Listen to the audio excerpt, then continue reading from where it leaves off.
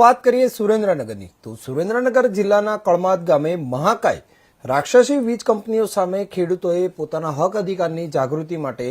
અને ખેડૂતોમાં એકતા આવે તેના પ્રયાસોના ભાગરૂપે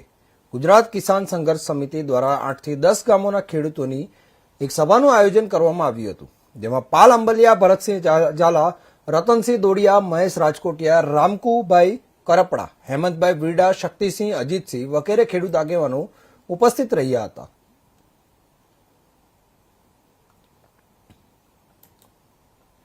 આજે કળમાદ ગામે જે 800 કેવીની લાઇન પાવર ગ્રીડની નીકળે છે એના માટે કળમાદ ગામ અને આસપાસના ગામના ખેડૂતો, એવી જ રીતે અમે અગાઉ જે 765 કેવીની લાઈનો મોરબી જિલ્લામાંથી નીકળે છે, માળિયા હોય, મોરબી હોય, આ બાજુ જામનગર હોય, બધાએ અત્યારે પહેલો અમારો પ્રયત્ન એ છે કે આના 1885 ટેલિગ્રાફ એક્ટ શું છે, 2003નો ઇલેક્ટ્રિસિટી એક્ટ શું છે, 2013નો જમીન સંપાદનનો કાયદો શું છે,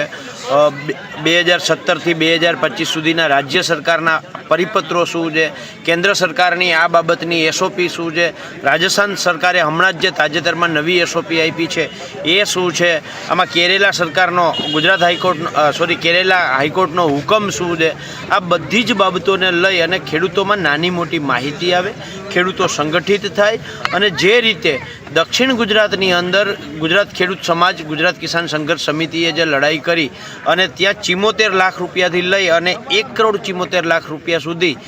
765 કેવીમાં જે જયેશભાઈ પટેલે વળતર અપાવડાવ્યું છે અને નવસારી કલેક્ટરે જે રીતે માર્કેટ ભાવે ખેડૂતોને વળતર આપવાનો હુકમ કર્યો છે, તો નવસારી કલેક્ટર જો હુકમ કરી શકતા હોય તો મોરબી કલેક્ટર કે સુરેન્દ્રનગર કલેક્ટર શું કામ ના કરી શકે? એટલે આ બધી જે ખેડૂતોમાં અજ્ઞાનતા છે એ બાબતે આખી માહિતગાર કરવા માટે અમે આ રીતે 8-10 ગામ ભેગા કરી અને મિટિંગોનું અત્યારે પ્રયોજન કરીએ છીએ। અને હું આપના માધ્યમથી, આપની ચેનલના માધ્યમથી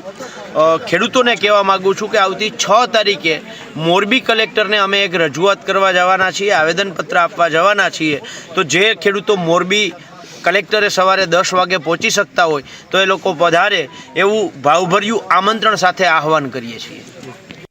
અત્યારે અડાણીવાડાની 800 મેગાવોટની જે લેન્ડ નીકળે છે, સુરેન્દ્રનગર જિલ્લો મોરબી જિલ્લામાંથી પસાર થવાની છે, તે અત્યારે કંપનીવાળા આવી અને ખેડૂતને પૂછતા નથી અને ગમીના ખેતરમાં અત્યારે મંડા ખાડા ખોદવા। એટલે શું આ સરકારને કંઈ વળતર દેવડાવવાનું જ નથી? આ કંપની સરકારની કંપની છે કે શું, ખબર ન પડતી અમને। અને જે ખેડૂતના ખાડા અત્યારે સરકાર તમે નક્કી કરો કે ખેડૂતને કેટલાક થાંભલે પૈસા દેવાના, અને તમામ ખેડૂતને કહું છું સુરેન્દ્રનગર જિલ્લાના અને મોરબી તાલુકાના ખેડૂતને કે આપણે બધા સંગઠન કરો। કાલ અમે કરમદમાંથી શ્રી ગણેશ કર્યા છીએ, પણ એક કંપનીવાળાને મલકાતમ કરવા દોમાં। આ કંપનીવાળાના બાપની જમીન નથી, જમીન તો આપણા બાપની જમીન છે, અને કંપનીવાળા પૈસા વગર મલકા કરી ખાડા ખોદવા માંડે એટલે કોને અમને એવી છૂટ આપેલી છે? અને કલેક્ટરને પણ વિનંતી કરશું, તમે કંપનીવાળાને કહી દો ખેડૂતને પૈસા વગર કોઈના ખેતરમાં કરે નહીં, નકર ખેડૂત શું કરશે ને એ બધી જવાબદારી કલેક્ટરની પણ આવવાની છે,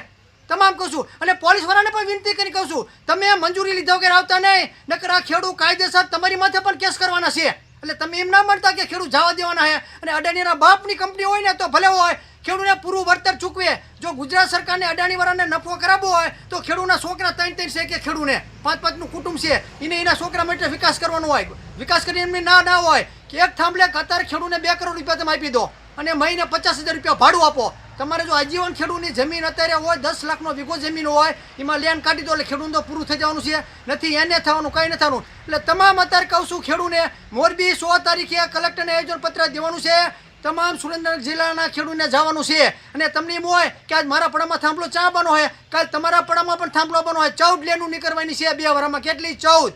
એટલે તમામ ખેડૂતને નમ્ર વિનંતી કરું છું, 16 તારીખે મોરબી કલેક્ટર ઓફિસે આયોજન પત્ર દેવાનું છે, મોરબી જિલ્લાના માણસો આવવાના છે, સુરેન્દ્રનગર જિલ્લાના માણસોને તમામને પણ જવાનું છે, અને આ કંપની હમું પડવાનું છે, અને 2 કરોડ રૂપિયા આપે અને મહિને 50,000 રૂપિયા ખેડૂતને હપ્તો આપે, મહિને 50,000 રૂપિયા આપવાના, તો જ થાંભલો નાખવા દેવાનો છે, નકર થાંભલો નાખવા જ નથી દેવાનો। આજે મૂળી તાલુકાના કળમાદ ગામે જે ખેડૂતોની સભા યોજવામાં આવી હતી, એમાં જે ખેડૂત આગેવાનો પણ પધારેલા હતા। અત્યારે ખાસ કરીને મૂળી તાલુકામાં આ જે પાવર ગ્રીડ કંપની છે જેનો કોન્ટ્રાક્ટ છે એ બહુ મોટું માથું છે અને તે ભાજપ સાથે સંકળાયેલા છે, અને એ મોટા માથાએ અત્યારે 3 નવી સ્કોર્પિયો અત્યારે જે ધાક ધમકી ખેડૂતોને આપવા માટે મૂળી તાલુકામાં મોકલી આપી છે, અને ખેડૂતોને ધાક ધમકી દઈ અને ટાવર કઈ રીતે ઊભા કરવા, ખેડૂતોને વળતર ન આપવું, અને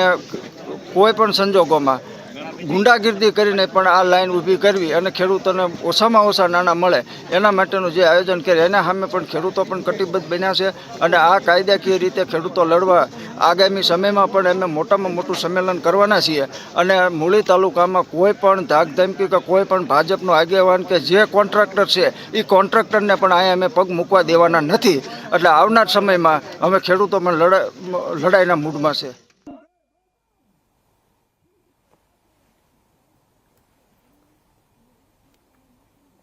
સમાચારમાં આગળ વાત કરીએ સુરેન્દ્રનગરની તો એક મહત્વના સમાચાર આવી